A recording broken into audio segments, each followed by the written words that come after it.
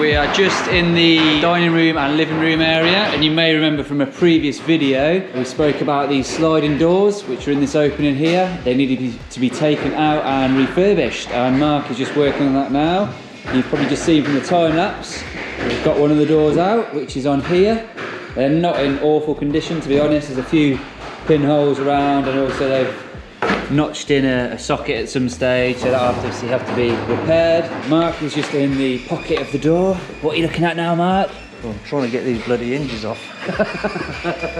So this is the cover plates for when the doors are in then. Just trying to remove the hinges so we can take it all out and have a proper look at everything. It's quite a clever system. Basically some little wheels on here, and these hook over the plate at the top, basically just a rail, and they'll just slide across there nicely. So just in there, they just basically hook over this strip in here, and then just pull out like this. So yeah, what we'll do is set up a time lapse as usual, and you can carry on watching Mark with his progress.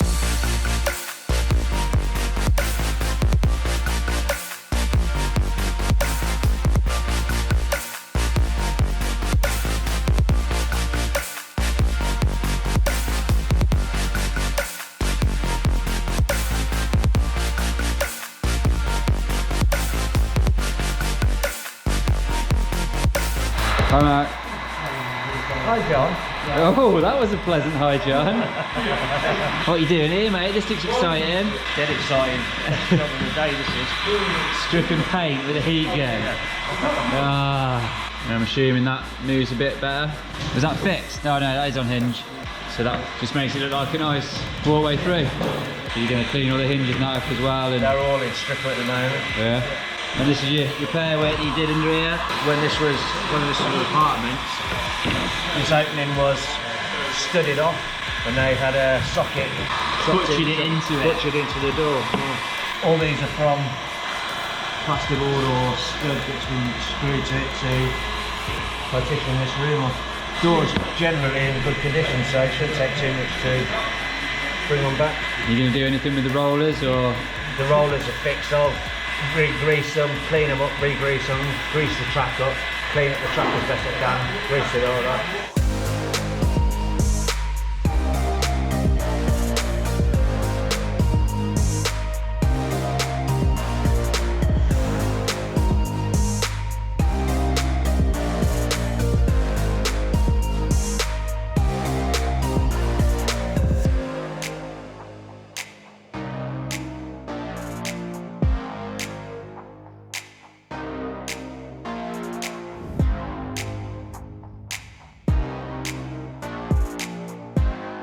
And you can see here, they've actually done more work here. This mole, look, where it's all been carved in, cut in to the centre rail of the actual door. You then see it going all the way across here as well.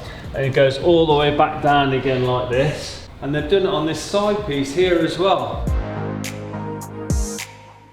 Now you can obviously see where Mark's done the repair here. That's where the socket was originally on the other side, and we've obviously done the same on the other door.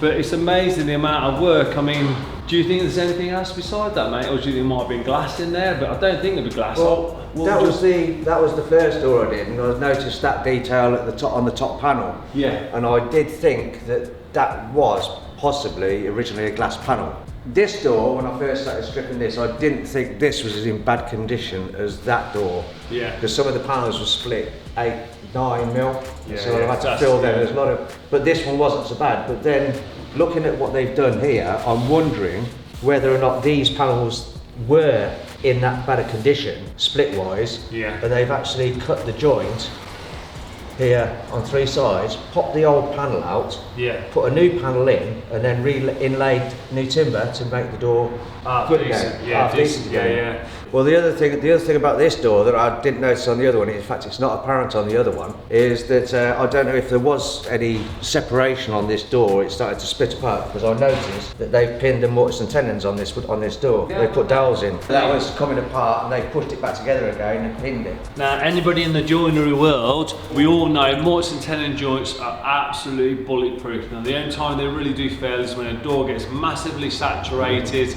because that stresses the mortise and tenon. It pops those wedges that you put in. So to see that as well, that's like just like definitely they're now not relying on most of the mortise and tenon. They've clamped them together and they've dowelled it there.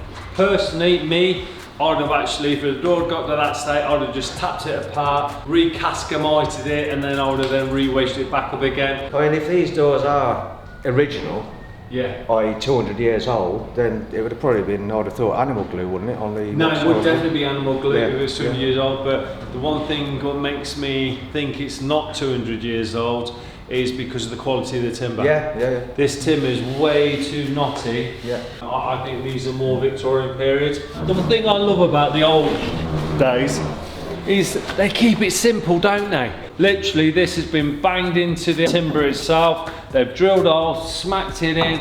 They've got this beautiful old roller with a pin going all the way, cranked it through. And I tell you what, there's hardly any movement on that at all. It's absolutely beautiful. When we then grease all these up, these will be running beautiful and perfect as if it was just brand new. Very similar to what this one is now. If you remember, guys, this one, to get this out was a nightmare, but look at that now. That's got the old runner on. We haven't actually put the bottom runner section on yet, but you know, just look at that. You know, if this is, even if it is 100 years old, how super cool is that? I mean, buying something new today, yeah, you know, we don't need all this fanciness that we keep coming out with ironmongery and all this stuff. All we need is go back to the old basics, making it beautifully, and then you've got a top job, haven't you? Here, they've actually had a flush plate here, look. So you know those mechanisms where you flip it and then lock it off on the bottom? That's where it was. See this? I think if that line through there, I reckon there you go, look, there it is there. There's the socket. There's the flush plate bolt. I mean, they're a great mechanism, but you've got to be careful the ones that you buy, because obviously some of the deeper ones then start chewing into the tenon. The only time I like using them is when you've got a thicker door, or using them on the end of the door where you're not compromising the tenon so much. You can imagine how the people would survive now without cordlesses and everything else. They'd be like, oh my God, my arm's hurting today. Well, I don't know what I'd do before a plunge saw came along, or a that's saw it. came along. What did I do before then? Yeah, I think it was handsaw, wasn't it? Yeah, you can see where they've closed off where the original pull handle was. Yeah. They've blanked it for some reason. I don't know when or why that was done, because obviously once the door's in the pocket, you can't get hold of it to pull it out. Yeah, that's it. Yeah. But without going to be reinstated, the embossed brass finger plates that were on here, like on the door over there, they're going to be reinstated also. That's really cool, isn't it? You can see it here, they've got the pocket in here, so you can actually slot your fingers into it, can't you? And then you can pull the door. That's pretty super cool. So all we've got to do now is obviously put the bottom plate back in here, and then obviously then get that lined up, and it'll run even smoother, won't it? It won't have any wobble on the door when you're trying to then push it then back into the slot. Anyway, if you've enjoyed this video, make sure you hit the like button and put a comment in down below. You've been watching Build with A&E. Take care, guys.